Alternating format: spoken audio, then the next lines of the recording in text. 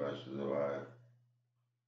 आज आम गीतार प्रकृत तत्व भी कौन से विषय जाना भगवत गीतार प्रकृत तत्व कौन ताहा भगवत गीतार ही कहुई निम्नमते अटे। आमे जदि कौन औषध व्यवहार करने जाऊ ताहले औषध थिबा डबा उपरे जो निर्देश बा व्यवहार विधि लेखा होई मरा होई थाए ताहा हमको पालन करने पड़े। आमे आम मन इच्छा किंबा आम बंधुकर निर्देश अनुसार औषध व्यवहार करि परिबा नाही। जो निर्देश औषध डबा उपरे छपा मरा जाई थाए ताहाकू आमको ग्रहण करने हबो किंबा जड़े डाक्तर निर्देश ग्रहण करने पड़ो। ठीक सेहीपरि भगवत गीतार वक्ता जेपरि निर्देश देइछन्ति सेहीपरि भावरे आमको भगवत गीता को ग्रहण करने पड़ो। भगवत गीतार वक्ता स्वयं भगवान श्रीकृष्ण अटंती। गीतार प्रत्येक पृष्ठरे से परम पुरुष भगवान रूपे वर्णित होइछन्ति। अवश्य बेले बेले कौन शक्तिशाली देवता किंबा शक्तिशाली मानव निमित्त भगवान शब्द व्यवहार करा जाए, किंतु एक निश्चित जे एटे भगवान शब्द परम पुरुष भगवान श्रीकृष्ण को निमित्त व्यवहार करा जाइए। किंतु तत्संगे संगे आम मान को जानी रखा हम जे श्रीकृष्ण होउछन्ति परम पुरुष भगवान। कारण शंकराचार्य, रामानुजाचार्य, मध्वाचार्य, निमार्क स्वामी, श्री चैतन्य महाप्रभु प्रभृति अनेक विशिष्ट आचार्य और भारत में अनेक वैज्ञ पंडित यह स्वीकार करछन्ति। भगवान निजे भगवत गीतार निजक भगवान बोली कहते एवं ब्रह्म संहिता और अन्य समस्त पुराण विशेषकर भागवत महापुराण नाम परिचित श्रीमद् भागवत से भगवान बोली स्वीकृत होइछन्ति। श्रीकृष्ण भगवान स्वयं, तेणु स्वयं परम पुरुष भगवान श्रीमद् गीता को बुझा जो प्रणाली बतई से अनुजाई आम मैंने ग्रहण करवा उचित। गीतार चतुर्थ अध्याय भगवान कहते इमं विवस्वत योगं भक्तवान अहं वयं विवस्वान मानवी प्राय मनुर इच्छा कवि ब्रवीत एवं परंपरा प्राप्त एवं राजस्व विदु स्वकालीन महत्व योगो नष्ट परंतप स्वयं माया देहं योग्ययुक्त पुरातन भक्तो अस्सी में सखा चेति रहस्यम ही एतम उत्तम। एठे भगवान अर्जुन को कहते जे यही योग विधि अर्थात भगवत गीता से प्रथम सूर्य देवता को कहते एवं सूर्य देवता यह मनु को कहते और मनु ईश्वर को कहते एवं यही प्रकार गुरु परंपरा क्रमे गोटे गोटे वक्ता अन्य को कहला भली ये योग विधि क्रमे आम पाखु चली आसी, किंतु कालक्रमे यह भांगीगला फलत भगवान को यह पुनर्बार कहवाक पड़ुछि। से एथर यह कुरुक्षेत्र युद्धभूमि अर्जुन को कहते से अर्जुन कहते जे से तांको परम गुप्त ज्ञान कथा कहते कारण से होती भक्त और सखा। यार तात्पर्य है श्रीमद् भागवत गीता विशेषकर भगवान भक्त निमित्त उद्दिष्ट। तीन प्रकार योगी अच्छा यथा ज्ञानी अर्थात निर्विशेषवादी, योगी अर्थात ध्यान योगी एवं भक्त। एठारे भगवान परिष्कार भाव में अर्जुन को कहते वर्तमान एक नूतन परंपरा तांकठारु ही आरंभ करछन्ति कारण पुरातन परंपराटी भांगी जाइछि। यह भगवान इच्छा जे जो परंपरा सूर्य देवता विभूषण ठारु आरंभ होइतिला सेही भली आउ एक परंपरा आरंभ करिबा एवं यह तांकर इच्छा जे तांकर ए बाणी नूतन भाव में अर्जुन को चारिआडे विचरित हब। अर्जुन भगवत गीता को ଭଲ ରକମ ବୁଝି ସେଥିରେ ଅଧିକାରୀ ହେବାକୁ ଇଚ୍ଛା କରୁଥିଲେ। ତେଣୁ ଆମ୍ଭେମାନେ ଦେଖୁଛେ ଅର୍ଜୁନକୁ ଭଗବତ ଗୀତା ଶିକ୍ଷା ଦିଆଗଲା, କାରଣ ଅର୍ଜୁନ ହେଉଛନ୍ତି ଭଗବାନଙ୍କର ପରମ ଭକ୍ତ, ତାଙ୍କର ପ୍ରତ୍ୟକ୍ଷ ଶିଷ୍ୟ ଏବଂ ଅତି ଅନ୍ତରଙ୍ଗ ବନ୍ଧୁ। ତେଣୁ ଯେଉଁ ବ୍ୟକ୍ତିଠାରେ ଅର୍ଜୁନଙ୍କ ଭଳି ଗୁଣ ଅଛି, ସେ ହିଁ ଗୀତାକୁ ଭଲ ଭାବରେ ବୁଝିପାରିବ। ଏହାର ଅର୍ଥ ହେଲା, ଯେ ବ୍ୟକ୍ତି ଭଗବାନଙ୍କର ଭକ୍ତ ହୋଇଥିବ, ଅର୍ଥାତ୍ ପ୍ରତ୍ୟକ୍ଷ ଭାବରେ ଭଗବାନଙ୍କ ସମ୍ବନ୍ଧଯୁକ୍ତ ହୋଇଥିବା ବ୍ୟକ୍ତି ଭଗବାନଙ୍କର ଭକ୍ତ ହେବା କ୍ଷଣି ଭଗବାନଙ୍କର ସହ ତାଙ୍କର ପ୍ରତ୍ୟକ୍ଷ ସମ୍ବନ୍ଧ ସ୍ଥାପିତ ହୋଇଯାଏ। ତାହା ହେଉଛି ଏକ ବିରାଟ ବିଷୟବସ୍ତୁ। କିନ୍ତୁ ସଂକ୍ଷେପରେ ଏତିକି କୁହାଯାଏ ଯେ ବ୍ୟକ୍ତି ପରମ ପୁରୁଷ ଭଗବାନଙ୍କର ଭକ୍ତ ହେଲେ ନିମ୍ନଲିଖିତ 5 ପ୍ରକାର ସମ୍ବନ୍ଧ ମଧ୍ୟରୁ ନିଶ୍ଚୟ ଗୋଟିଏ ପ୍ରକାର ସମ୍ବନ୍ଧରେ ସମ୍ବନ୍ଧିତ ହେବ। 1. କେହି ଶାନ୍ତ ଭାବରେ ସମ୍ବନ୍ଧିତ ଭକ୍ତ ହୋଇପାରେ। 2. କେହି ଦାସ ଭାବରେ ସର୍ବଦା କୃଷ୍ଣଙ୍କ ନିମିତ୍ତ କର୍ମରତ ହୋଇ ଭକ୍ତ ହୋଇପାରେ। 3. କେହି ସଖା ବା ବନ୍ଧୁ ଭାବରେ ଭକ୍ତ ହୋଇପାରେ। 4. କେହି ବାଲ୍ୟ ଭାବ ଅର୍ଥାତ୍ ପିତାମାତା ସମ୍ବନ୍ଧରେ ଭକ୍ତ ହୋଇପାରେ। 5. କେହି କାନ୍ତା ଭାବରେ ଭକ୍ତ ହୋଇପାରେ। ଅର୍ଜୁନ ଭଗବାନଙ୍କ ସାଥିରେ ସଖା ଭାବରେ ସମ୍ବନ୍ଧିତ ହୋଇଥିଲେ। ଅବଶ୍ୟ କୃଷ୍ଣ ଓ ଅର୍ଜୁନଙ୍କ ସଖ୍ୟ ଭାବ ବନ୍ଧୁ ଓ ଭୌତିକ ଜଗତରେ ଦେଖାଯାଉଥିବା ବନ୍ଧୁତା ମଧ୍ୟରେ ଆକାଶ ପାତାଳ ପ୍ରଭେଦ ଅଛି। ଏ ବନ୍ଧୁତା କୃଷ୍ଣ ଓ ଅର୍ଜୁନଙ୍କ ବନ୍ଧୁତା ଦିବ୍ୟ ଭାବରେ ବନ୍ଧୁତା ଅଟେ, ଯାହାକି ଅନ୍ୟ ପକ୍ଷରେ ସମ୍ଭବ ହୋଇ ନପାରେ। ଅବଶ୍ୟ ପ୍ରତ୍ୟେକଙ୍କର ଭଗବାନଙ୍କ ସହିତ ଏକ ନିର୍ଦ୍ଦିଷ୍ଟ ସମ୍ପର୍କ ଅଛି ଏବଂ ସେ ସମ୍ପର୍କ ଭକ୍ତି ଯୋଗର ପୂର୍ଣ୍ଣତା ଉପରେ ନିର୍ଭର କରେ ଏବଂ କେହି ସ୍ତରରେ ତାହା ବ୍ୟକ୍ତି ଭାବରେ ଉଦ୍ରେକ ହୁଏ। କିନ୍ତୁ ଆମ ଜୀବନର ବର୍ତ୍ତମାନ ଅବସ୍ଥା ଆମ୍ଭେମାନେ ଯେ କେବଳ ଭଗବାନଙ୍କୁ ଭୁଲି ଯାଇଛେ ତାହା ନୁହେଁ, ଭଗବାନଙ୍କ ସହ ଥିବା ଆମର ଶାଶ୍ୱତ ସମ୍ବନ୍ଧକୁ ମଧ୍ୟ ଭୁଲି ଯାଇଛେ।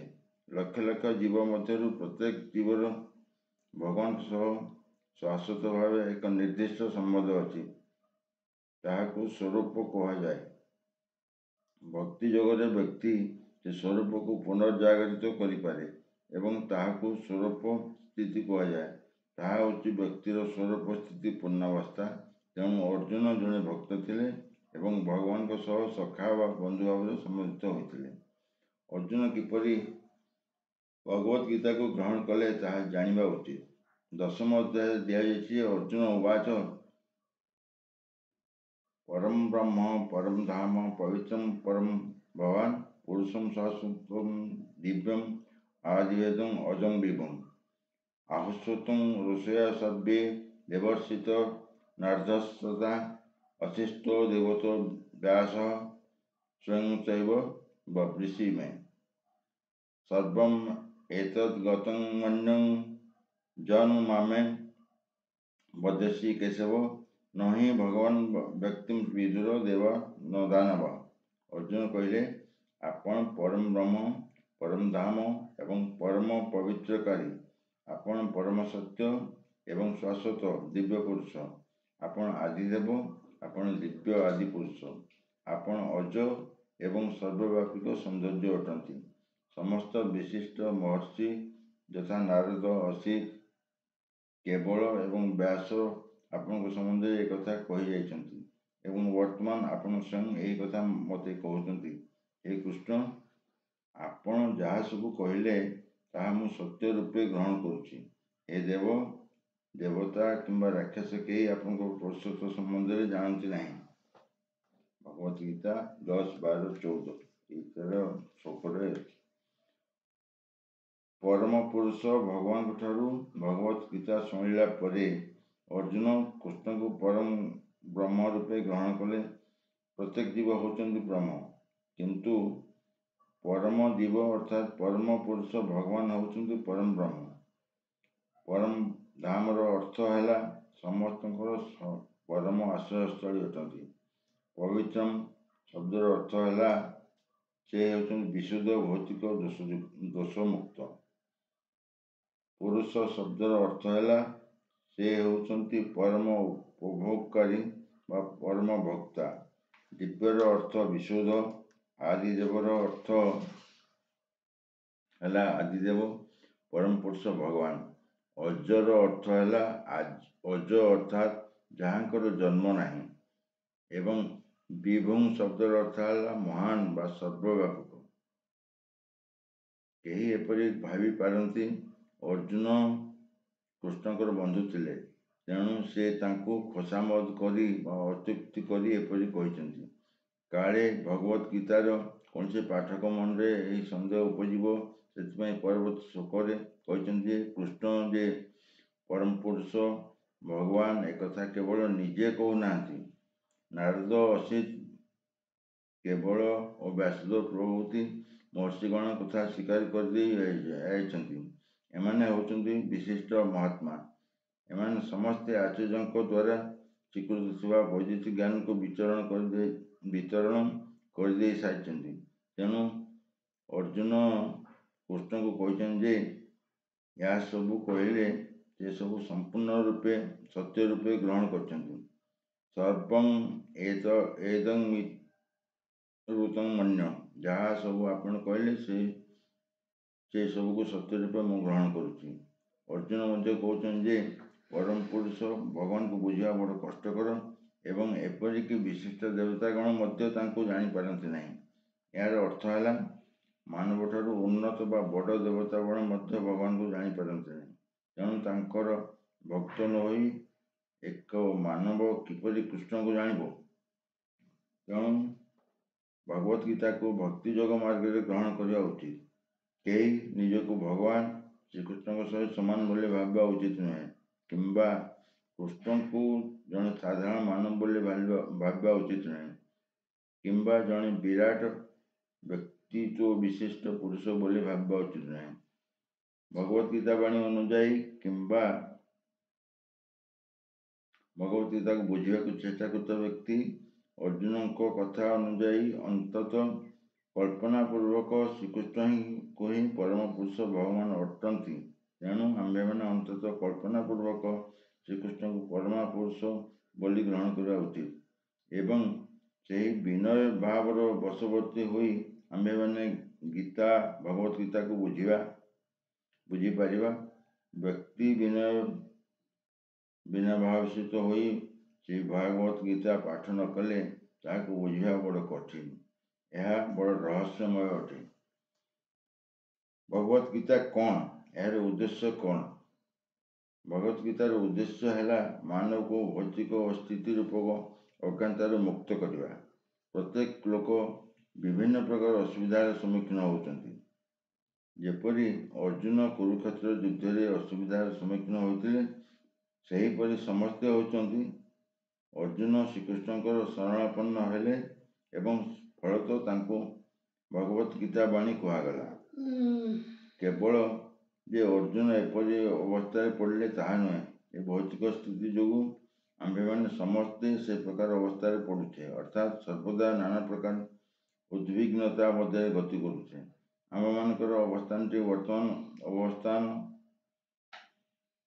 ଅନାବସ୍ଥାନ ବା ଅସତରେ ହୋଇଯାଉଛି। ବାସ୍ତବରେ ଆମ୍ଭେମାନେ ଅନାବସ୍ଥାନ ଦ୍ୱାରା ଭୀତଗ୍ରସ୍ତ ହେବାର ନୁହେଁ।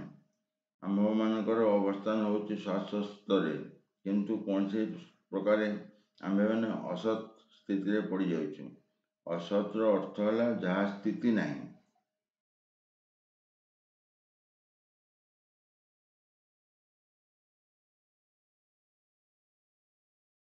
ବରାବର ଦୁଃଖ କଷ୍ଟ ଭୋଗ କରୁଥିବା ହଜାର ହଜାର ମନୁଷ୍ୟ ମଧ୍ୟରେ ଖୁବ୍ କ୍ୱଚିତ ଲୋକ ପ୍ରକୃତ ସ୍ଥିତି ସମ୍ବନ୍ଧରେ ଜିଜ୍ଞାସା କରୁଛନ୍ତି।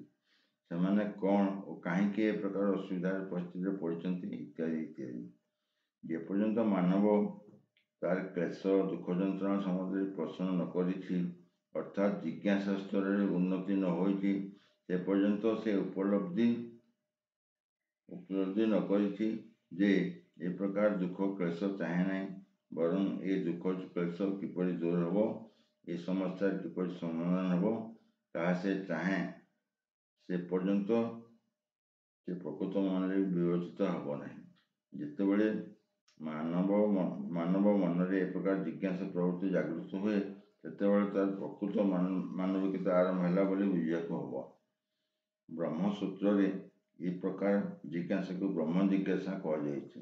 ଯେପର୍ଯ୍ୟନ୍ତ ବ୍ରହ୍ମ ଜିଜ୍ଞାସା ନ କରିଛି, ସେ ପର୍ଯ୍ୟନ୍ତ ତାର ସମସ୍ତ କର୍ମ ବିଫଳ ଅଟେ। କୌଣସି କର୍ମରେ କୃତକାର୍ଯ୍ୟ ହୋଇପାରିବ ନାହିଁ। ତେଣୁ ଯେଉଁମାନେ ଏ ପ୍ରଶ୍ନ କରିବାକୁ ଆରମ୍ଭ କରନ୍ତି, କାହିଁକି ସେମାନେ ଦୁଃଖ ଭୋଗୁଛନ୍ତି କିମ୍ବା କେଉଁଠାରୁ ସେମାନେ ଆସିଲେ ଏବଂ ମୃତ୍ୟୁ ପରେ କେଉଁଠାକୁ ଯିବେ, ସେମାନେ ଭଗବତ ଗୀତା ବୁଝିବା ନିମନ୍ତେ ଉପଯୁକ୍ତ ଛାତ୍ର ଅଟନ୍ତି। ଯେ ନିଷ୍ଠାବାନ ଛାତ୍ର, ତାହା ପରମ ପୁରୁଷ ଭଗବାନ ପ୍ରତି ଖୁବ୍ ଦୃଢ଼ ସ୍ନେହ, ଶ୍ରଦ୍ଧା, ବିଶ୍ୱାସ ଓ ସମ୍ମାନ ଥାଏ। ଅର୍ଜୁନ ଏହି ପ୍ରକାର ଏକ ଛାତ୍ର ଥିଲେ। ଯେତେବେଳେ ମାନବ ଜୀବନର ପ୍ରକୃତ ଉଦ୍ଦେଶ୍ୟ ଭୁଲିଯାଏ, ସେତେବେଳେ ଭଗବାନ ଶ୍ରୀକୃଷ୍ଣ ବିଶେଷ କରି ଜୀବନର ପ୍ରକୃତ ଉଦ୍ଦେଶ୍ୟ କ'ଣ ତାହା ଜଣାଇବା ନିମନ୍ତେ ଅବତୀର୍ଣ୍ଣ ହୁଅନ୍ତି। ଏପରିକି ଅନେକ ଜାଗ୍ରତ ମନୁଷ୍ୟଙ୍କ ମଧ୍ୟରେ କେହି ଜଣେ ପ୍ରକୃତରେ ତାହାର ଦିବ୍ୟ ସ୍ୱରୂପ ସ୍ଥିତିକୁ ବୁଝିପାରେ ଏବଂ ତାହା ପାଇଁ ହିଁ ଏ ଭଗବତ ଗୀତା କୁହାଯାଇଛି। ବାସ୍ତବରେ ଆମ୍ଭେମାନେ ସମସ୍ତେ ଅଜ୍ଞାତ ରୂପକ ବ୍ୟାଘ୍ରର ଅନୁସରଣ କରୁଛେ, କିନ୍ତୁ ଭଗବାନ ଜୀବଙ୍କ ପ୍ରତି, ବିଶେଷ କରି ମାନବମାନଙ୍କ ପ୍ରତି ବଡ଼ ସଦୟ। ଏଥିପାଇଁ ତାଙ୍କର ସଖା ଅର୍ଜୁନକୁ ଶିଷ୍ୟ କରି ଭଗବତ ଗୀତା କହିଲେ। ଭଗବାନ ଶ୍ରୀକୃଷ୍ଣଙ୍କର ଏକ ସଖା ହୋଇଥିବାରୁ ଅର୍ଜୁନ ସମସ୍ତ ଅଜ୍ଞାନତାର ବହୁତ ଊର୍ଦ୍ଧ୍ୱରେ ଥିଲେ। ତଥାପି ତାଙ୍କୁ କୁରୁକ୍ଷେତ୍ର ଯୁଦ୍ଧଭୂମିରେ ଅଜ୍ଞାତ ରୂପକ ଅନ୍ଧକାରରେ ପକାଇ ଦିଆଯାଇଥିଲା। ତାହା ନ ହୋଇଥିଲେ ଯେ ଭଗବାନ ଶ୍ରୀକୃଷ୍ଣଙ୍କ ଭବିଷ୍ୟତ ମାନବମାନଙ୍କ ବଂଶଧରଙ୍କ ଉପକାର ନିମିତ୍ତ ଜୀବନର ସମସ୍ୟାମାନଙ୍କ ସମ୍ବନ୍ଧରେ ପ୍ରଶ୍ନ କରିନଥାନ୍ତେ କି ଭଗବାନ ସେଗୁଡ଼ିକ ବ୍ୟାଖ୍ୟା କରି ଅର୍ଜୁନକୁ ବୁଝାଇ ନଥାନ୍ତେ। ଏଥିପାଇଁ ଅର୍ଜୁନକୁ ଏକ ପ୍ରକାର ଅବସ୍ଥାରେ ପକାଇ ଦିଆଯାଇଥିଲା ଏବଂ ମାନବର ଭବିଷ୍ୟତ ବଂଶଧରଙ୍କର ମଙ୍ଗଳ ନିମିତ୍ତ ଭଗବାନ ଶ୍ରୀକୃଷ୍ଣ ଅର୍ଜୁନକୁ ପ୍ରଶ୍ନମାନଙ୍କର ଉତ୍ତର ଦେଲେ ଏବଂ ଜୀବନର ଉଦ୍ଦେଶ୍ୟ କ'ଣ ପରିଷ୍କାର ଭାବରେ ପ୍ରକାଶ କଲେ।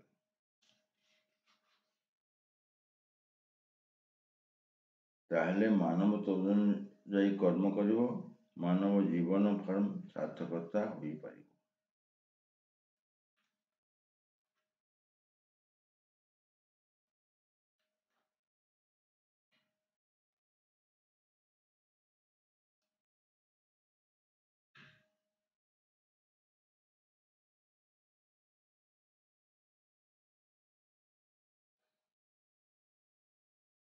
ଭଗବତ ଗୀତାର ବିଷୟବସ୍ତୁ 5ଟି ମୌଳିକ ସତ୍ୟ।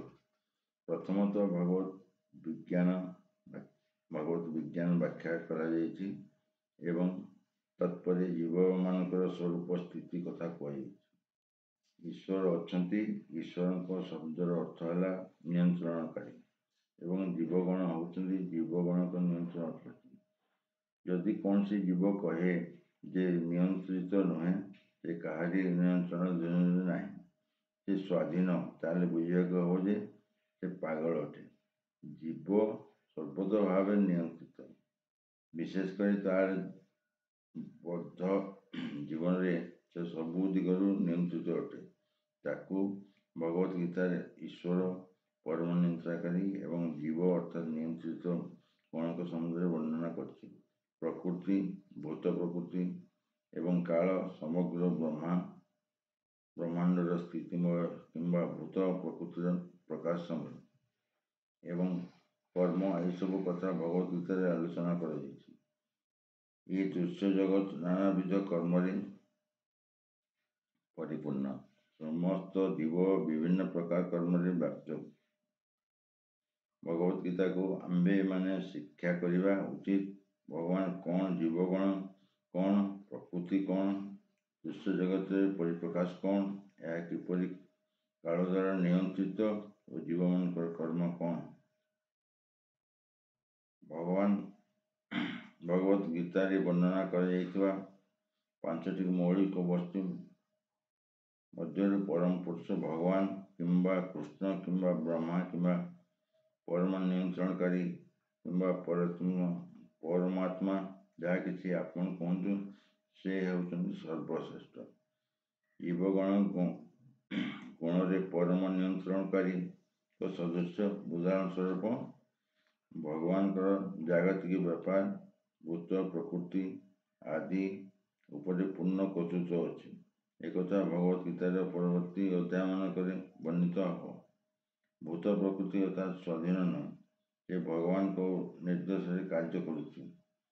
ଭଗବାନ ଶ୍ରୀକୃଷ୍ଣ କହିଛନ୍ତି, ପ୍ରକୃତି ମୋ ନିର୍ଦ୍ଦେଶରେ କାର୍ଯ୍ୟ କରୁଛି। ଇଏ ଭୂତ ପ୍ରକୃତି ଯେତେବେଳେ କୌଣସି ଆଶ୍ଚର୍ଯ୍ୟଜନକ ଘଟଣା ଘଟିବାରେ ଆମେ ଦେଖୁ, ସେତେବେଳେ ଆମମାନଙ୍କୁ ଜାଣିବାକୁ ହେବ ଯେ ଏ ଦୃଶ୍ୟ ଜଗତର ଅଞ୍ଚଳରେ ଜଣେ ନିୟନ୍ତ୍ରଣକାରୀ ଅଛନ୍ତି। ବିନା ନିୟନ୍ତ୍ରଣରେ କିଛି ପ୍ରକାଶିତ ହୋଇପାରିବ ନାହିଁ। ନିୟନ୍ତ୍ରଣକାରୀଙ୍କ କଥା ବିଚାର ନ କରିବା ହିଁ ପିଲାଳିଆ ଢଙ୍ଗ ଅଟେ।